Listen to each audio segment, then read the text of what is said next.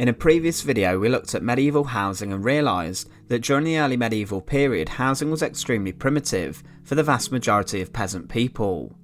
However, the rich and wealthier tended to have rather nice houses, and some even having lavish manors and castles. What was life like inside a medieval town though? Let's have a little look. To support our channel, please make sure to subscribe. Early medieval towns were quite small and very limited in their numbers, but as time moved on throughout the later medieval period, the population within towns started to expand and increase. Medieval people moved into towns from the countryside, and the largest medieval town established in England would have been London. In 886, Alfred the Great re-established London, which was at the time in ruins, as a walled Roman city, and transformed it into a fortified town or a burh. At this time, London's population was around 8,000 and was classed as a town and not a city. People from the countryside would realise that the towns could be a place where they could sell their food, products or goods easier in the new medieval towns, and early entrepreneurs would take their goods to market to sell and make profit. Some of these people did so well that they could afford to rent a home inside the medieval town, as well as have their own home in the village. Some of these entrepreneurs would move permanently into towns to trade or work for rich merchants. It was considered in the countryside that life was better in the towns due to the more available services, and also there were more varied jobs and entertainment was available. Initially, medieval towns were created by wealthy barons or lords, who would own large plots of land. This land was usually gifted to them by the king, and the lord would provide services and money to the king in return. The lords would realise that establishing medieval towns was a very good money maker, and they could charge high rent for the properties they would own and build within the town. They could also impose a tax on people to collect a percentage of profits that were made from selling goods inside of the town. But how did these towns get their names? Many of them derived from the previous Roman names of the town. Other towns were named after lords or barons who created them, or some were named after natural features nearby such as river crossings or so on. One important part of the town though was the rules and laws on how the town was governed and run. Each town created their own rules, which sometimes was an issue, as what was legal in one township wasn't always legal in another. They all tried to keep the town clean and tidy to attract visitors, even if they did adhere to slightly different standards. The inhabitants of the town would get together and write out the rules, and some would go even further. Some established guilds of tradesmen who would control the quality of goods and products produced. This ensured that different tradesmen who specialised in one area would all be producing high quality goods. This could then generate more money for the town. Bigger and more complex towns would also set up councils to help run the town, and official positions such as the mayor were created during this time. Local courts would also be established to deal with any crimes or disorder.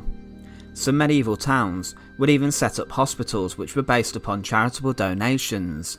These would then take care of the elderly and the sick. Also, a town hall was usually present, which was known as a guild hall. This would be an administrative base for the town, where all the rules and regulations were made and upheld. Medieval shops were workshops, open to the streets for customers, with the craftsmen working in the house above. At this time very few people could read, so shop signs were usually a visual model of the craftsman's trade, so it was easy for people to understand what was being sold. People of the same trade often worked in the same street as well. The streets were rather narrow, busy and extremely loud too. The town crier would cry out, church bells would ring, and traders would call out to attract custom. Interestingly, in the streets you might also find some medieval style fast food sellers, which sold fast foods such as hot sheep's feet or beef ribs. Towns would be enclosed by protective walls, and access was regulated through gates. As the medieval period progressed in England, more and more market towns were established, with over 2,000 appearing by the middle of the 14th century. These initially were located close to castles to enable them to be protected. Markets would also be a key source of importance inside the town's walls, as traders would travel to different townships to sell their wares to different people. Traders that were more professional often had stores set up outside a shop front, such as a bakery. However, more casual traders would just set up a stall on the market day. The market was a very sociable place where people would interact with each other and spread local gossip and chat. Interestingly, in England, many of these market towns still have specified market days. In these towns though, there was sometimes a rogue or criminal element to the society. Some people would enter towns wanting to make money quickly and would sell dodgy or poorly made products, or would be dishonest with the selling of their goods. Criminals were usually put in the stocks or the pillory. These were wooden boards with holes for the feet, hands or head. People could humiliate them publicly by throwing stuff at them. However, for more serious crimes, capital punishment did take place.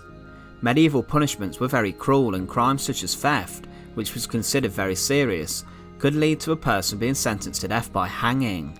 This would often take place in public too, with a crowd baying for the blood of the condemned. At dusk, curfews in some towns would be signalled by a bell ringing, and everyone at this time was supposed to be in their house with the door shut. The gates of the town would also be closed at this time, and a watch would patrol the streets, looking for thieves. There was also an issue with overcrowding, as well as poor hygiene of the people living within the town's walls. Often there were no sewers, and as time went on, I'm sure you're aware of the conditions people lived in by the time the Black Death came around. There was a real danger from fires, due to the fact that the town was mostly made from wood, and also from disease and violence, making life inside the town rather unpleasant for a few. During the 14th century, to help control the spread of the Black Death or the plague, townspeople would try to tidy up the areas. They would attempt to keep the streets clean and improve hygiene, mostly due to the miasma belief that bad air was one of the major factors in the spread of the disease. Areas like markets would be targeted for cleaning by special groups of workmen. In the later medieval times, in certain towns across Europe, different laws would be made, such as in Abbeville, they banned public urination, and later in Rouen in France, there would be a demand that every house must have their own toilet. It is also said that in towns, you could have a plague industry. This was a group of people who were basically employed to deal with epidemics and outbreaks. These teams included people who would have to bury the dead. Surgeons and physicians who were required to treat the sick were also part of this group. Barber surgeons would be used to apply their medieval treatments such as bleeding and purging, which was believed to treat the plague victims. Being a barber surgeon was a very dangerous job, and if one would die, towns would often have to pay more to hire a replacement. So the plague did bring in a strange sense of economic growth and employment to a small group of people living within the town. In England, with the Norman invasion and the introduction of the feudal system, this helped to create a better trading network within towns. The Norman rulers or barons would have good trading contacts throughout Europe, being able to import many different and luxury goods into England. So goods from all over Europe were now being sold in medieval towns, attracting more people to them. Craftsmen and merchants could also export their goods to other countries, allowing them to grow a larger customer base and subsequently get a lot richer.